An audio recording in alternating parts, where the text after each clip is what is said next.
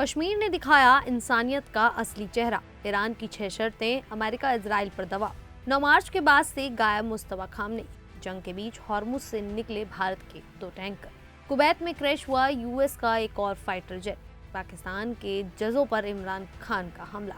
नमस्कार, मेरा नाम है शालिनी और आप देख रहे हैं द न्यूज़ 15। स्वागत है आपका हमारे खास प्रोग्राम दुनिया के हालचाल में। चलिए नजर डालते हैं बड़ी खबरों पर विस्तार से। मिडिल ईस्ट में चल रहे संघर्ष के बीच कश्मीर से इंसानियत और एकजुटता की एक बेहद खास मिसाल सामने आई है। बडगांव और बारामूला समेत कई इलाकों के लोगों ने युद्ध से प्रभावित ईरान के लोगों की मदद के लिए एक बड़ा राहत अभियान शुरू किया है। ईद उल फितर के बाद शुरू हुए इस अभियान में लोगों ने दिल खोल कर दान किया। खासकर शिया बहुल इलाकों में स्वयंसेवक घर घर जाकर पैसे और सामान इकट्ठा कर रहे हैं। लोगों ने सिर्फ नगद ही नहीं बल्कि सोने चांदी के गहने, मवेशी और तांबे के बर्तन तक दान में दिए हैं। महिलाओं और बच्चों ने भी बढ़ चढ़कर हिस्सा लिया।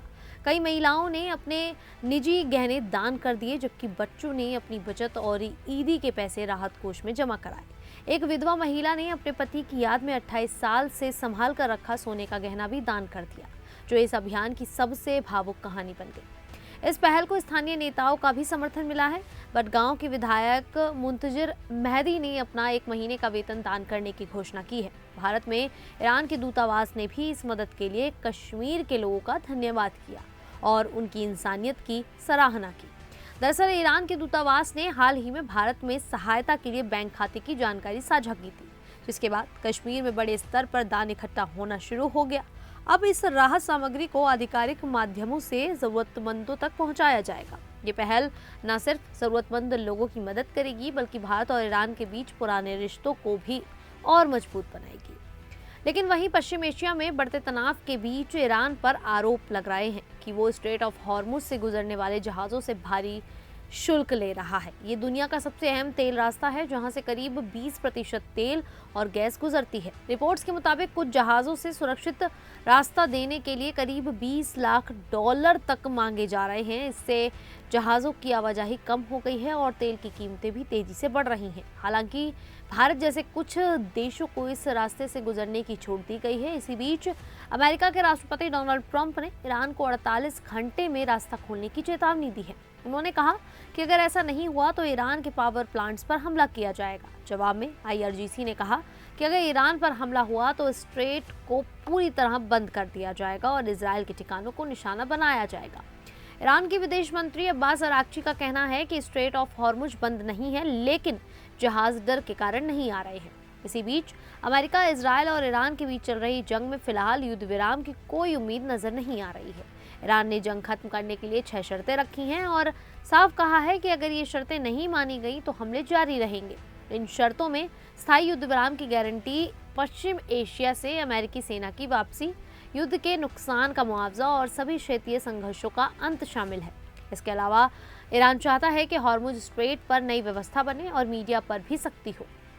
ईरान का कहना है कि ये रणनीति पहले से तय थी और अब वो सटीक हमले कर रहा है। हाल के हमलों में इजराइल के डिमोना और अराद जैसे इलाकों को निशाना बनाया गया। ईरान का साफ कहना है कि जब तक उसे पूरी तरह से संतोषजनक समझौता नहीं मिलेगा तब तक हमले नहीं रुकेंगे।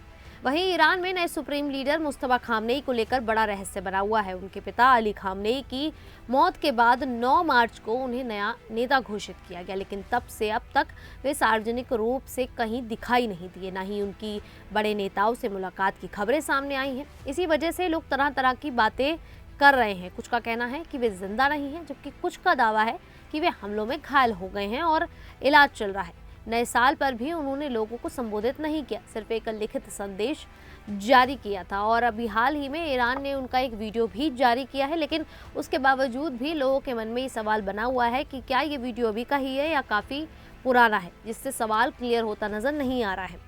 वहीं दुनिया की बड़ी खुफिया एजेंसियां जैसे CIA और मोसाद भी उनकी हर गतिविधि पर नजर रखे हुए हैं, लेकिन अब तक कोई पुख्ता जानकारी नहीं मिली है। एक्सपर्ट्स का मानना है कि वे सुरक्षा कारणों से सामने नहीं आ रहे होंगे। वहीं इजराइल, अमेरिका और ईरान के बीच चल रही जंग के बीच भारत के 2 LPG टैंकर जग बसंत और pine gas straight of Hormuz से गुजरने के लिए रवाना हुए हैं। ये जहाज यूएई के शारजहां के पास से निकलकर फारस की खाड़ी से भारत की ओर जा रहे हैं और इनमें रसोई गैस भरी हुई है, जो भारत के लिए बहुत ज़रूरी है।